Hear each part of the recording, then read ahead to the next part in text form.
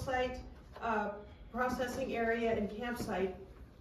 We get our name from, in order to get these 40 or 50 buffalo away from the rest of the herd, the men will cover themselves with a predator hide, like a bear or a mountain lion or a coyote or a wolf. And they'll kind of work their way into this herd, trying to, you know, pull away these buffalo that they want. Well, buffalo have very bad eyesight. They're not going to notice that, hey, that bear looks really funny standing on 2 feet. They're just not going to notice that, but what they're going to notice is the smell. They have a very good sense of smell, and they smell that predator, they smell that danger. So they move away from that danger, and the men and the furs are following this smaller herd while the rest of the herd goes off into the prairie. And then they, you know, just kind of keep following them, and they're trying to get the... Well, if you take a look at the hill over here, it's called a blind hill or a blind cliff. And what that means is, you know, the buffalo can't see that until it's too late.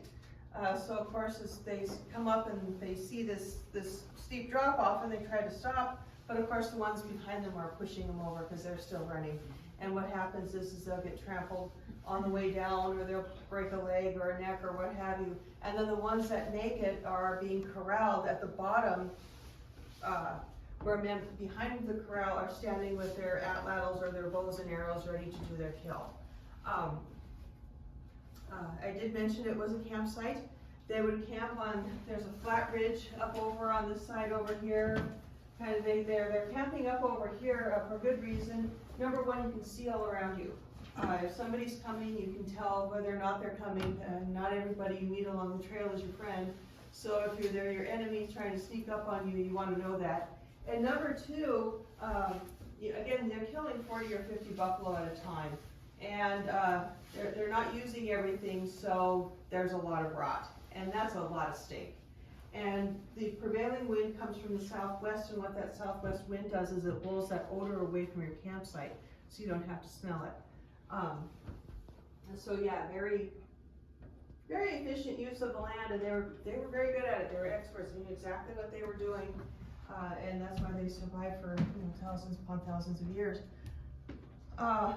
Let's see, and then what we do is we go down the hill, and then when you look up, this doesn't look as, you know, yeah, buffalo could probably make it if you went down it, but when you get to the bottom of the hill, you find out that it's a lot steeper than what it looks.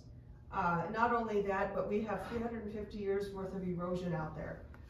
You know, the wind breaking everything down and that sort of thing. So the hill would have been a lot steeper 350 years ago, and it certainly would have been a lot steeper 2,000 years ago when they were using the site. Now the first group of people to use the site, the Basalt Complex, used the site about 2,000 years ago up until 1,700 years ago, and they would be the very, very bottom layer that you see in our archaeological days. They were the ones that used the atlatl, this spear with the holder there that the mannequin is holding. You know, we think that the world is this big place, and you know, we don't know what's going on, you know, halfway across the world, but you know, stuff travels. You know, when it came over from the land bridge there at the Bering Strait, they brought stuff with them, and of course the world was a lot smaller then. Again. So the Basalt Complex was here 2,000 years ago up until 1,700 years ago, and then they quit using the site for a while. We don't know why. Archaeologists very simply don't know why they quit using a site. And then the Avalanche Complex came in about 1,300 years ago and used the site up until about 900 years ago. And they were the first on the site to use the bow and arrow. So your technology is changing, your techniques in hunting are changing a little bit. And they're incorporating that new technology into their hunting and their way of life. And then the Avalanche Complex quit using the site for a while, and then the Old Women's Complex came in about 900 years ago to 350 years ago, and they used the site very, very extensively. They were up here quite a bit, and then after 350 years ago, they quit using the site altogether. Again, we don't know why. Buffalo jumps are not. So, you know, what makes ours unique, of course, is the archaeological days, which are pretty neat. The site was discovered in 1961 by a 14-year-old young man out hunting rabbits. He was a member of the Milk River Archaeology Society, which was a group of amateur archaeologists that was in the area at the time.